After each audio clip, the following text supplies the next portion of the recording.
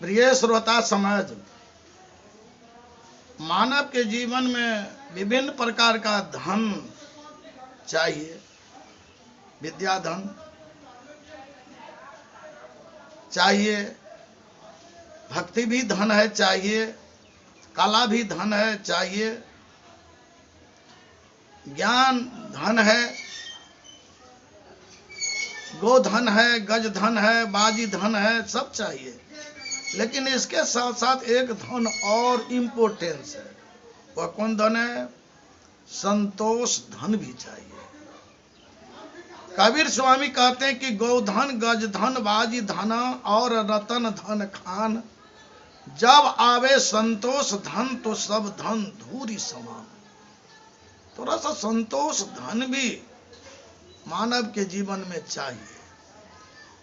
असंतोष में ही जीवन को समाप्त मत करना चाहिए। एक एग्जाम्पल पर आप लोग ध्यान दीजिए।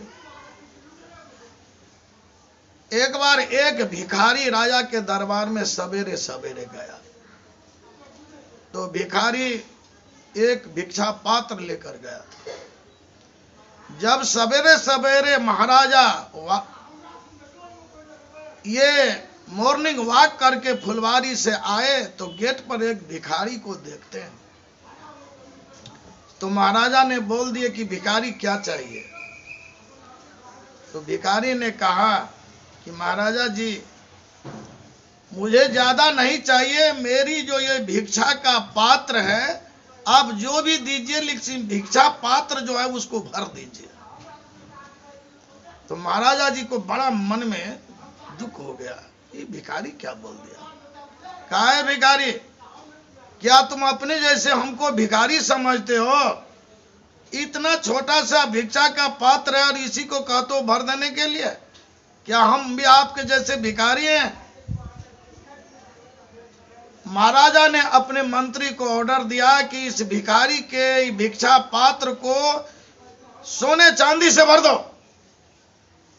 आप लोग बोलते कि राजा दर्जे कान दोनों सोन, अब बनिया दर्जे तो छटाक भर नून, ऐसा बोलते हैं। तो मंत्री ने रुपये पैसे सोना चांदी उसमें रखा, लेकिन भिक्षा पात्र में ज्यों ही रखता कि वह गुप्त हो जाता था, लुप्त हो जाता था। फिर भिक्षा पात्र खाली का खाली। अब मंत्री को आश्चर्य हो गया कि जो भी देता था सब भिक्षा पात्र में जाकर लुप्त हो जाता था।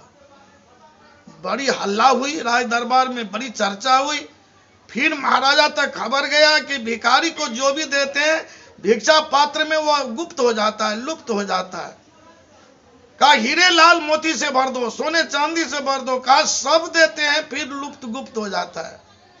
अब राजकोष में कुछ नहीं बचा, सब चीज दे दिए हैं, लेकिन ये भिक्षा पात्र में तो कुछ रहता ही नहीं, सब गुप्त लुप्त हो जाता है। बड़ी आश्चर्य हुआ महाराजा को और भिखारी के सामने आया और कहते हैं कि भिखारी जी, ये कौन भिक्षा का पात्र है जो इतना सामान देते हैं फिर भी भरता नहीं है, इसमें लुप्त गुप्त हो जाता है। चारों तरफ हल्ला भी हो गई कि महाराजा भिखारी से हार रहे हैं। और वास्तविक में लोगों ने आया तो देखा कि भिखारी का भिक्षा पात्र भरने का क्षमता राजा में नहीं है। राजा को भी आश्चर्य हो रहा है। बाद में महाराजा ने माफी मांगते हैं कि भिखारी, मैं आपसे माफी मांगता हूं कि इस पात्र को मैं नहीं भर सकूंगा, लेकिन इस भिक्षा पात्र का थोड़ा रहस्य हमको समझा दीजिए। ये भिक्षा पात्र कौन पात्र है जिसमें इतनी चीज दी गई लेकिन ये भिक्षा पात्र भरा भी नहीं, खाली खाली रहा। तो भिखारी कहते हैं कि महाराजा, ये भिक्षा पात्र का रहस्य थोड़ा सा समझिए। ये भिक्षा पात्र जो है मनुष्य की खोपड़ी की बनी हुई है। ये खोपड़ी का ये भिक्षा पात्र बना है। जैसे मानव की खोपड़ी में दुनिया की सारी चीज मिल जाए फिर भी मानव की खोपड़ी खाली रहती कि और चाहिए और चाहिए। ये कभी मानव की खोपड़ी भरती नहीं है, चाहे दुनिया की सारी चीजें मिल जाए फिर भी इसकी खोपड़ी खाली रहती है। कोई खोपड़ी का ये भिक्षा पात्र है, इसको आप नहीं भर सकते हैं। जैसे मानव की खोपड़ी नहीं भरती है, उसी प्रकार ये मानव खोपड़ी की भिक्षा पात्र को आप नहीं भर सकते। राजा को बड़ा ज्ञान हुआ और उस दिन से राजा का विचार बदला और वह धर्मात्मा राजा हुआ। संतोष से जीवन यापन जीना सीखा। आप लोग को भी दुनिया की जितनी चीज मिली है, इसी में संतोष रखिए। जिसको जैसा ही जितना ही संपत्ति मिली है, इसी में संतोष रखिए। दूसरे को धन देकर मत जलिए। आपको जैसी ही स्त्री मिली है, उसी में संतोष रखिए। पर नारी पर मोहित मत बनिए। पर नारी पर मोहित हुआ रावण तो सर्वनाश हो गया। जिस माता बहनों को जैसा ही पति मिले हैं, इसी में बैलेंस संतोष रखो। पर पुरुष पर मोहित मत होना। पर पुरुष पर मोहित शूर्पणखा हुई तो अपनी नाक झोंट तो कटवाई और सारे सोने की लंका को भी बर्बाद करने का प्रथम कारण शूर्पणखा बन गई। इसीलिए जीवन में आप लोग थोड़ा सा संतोष धारण कीजिए।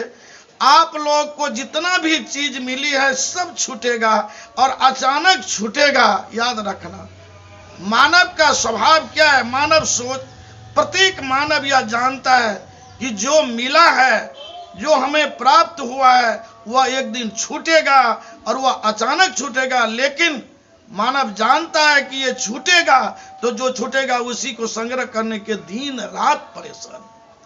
इसीलिए आप लोग थोड़ा सा संतोष के साथ जीवन यापन कीजिए और इस साखी को हमेशा याद रखना कि गोधन गज धन वाजी धना और रतन धन खान, और जब आवे संतोष धन तो सब धन धूरी समान। याद रखना, 99 के चक्कर में 100 आपको नहीं पूरेगा और 100 पुराते पुराते आपका शरीर सब बन जाएगा।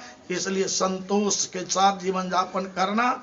बहुत बहुत साधुवाद, धन्यवाद जो आप लोग ये वाणियों को सुनकर जीवन में अनुकरण करते हैं। श्रवण के बाद मनन और मनन के बाद निध्यास करते हैं, तो आपका जीवन का बहुत बड़ा जो है सुख शांति से कल्याणमय जीवन होगा। इन्हीं शब्दों के साथ आप लोगों का साधुवाद देते हुए हम संत जीवन साहब विदा चाहते हैं।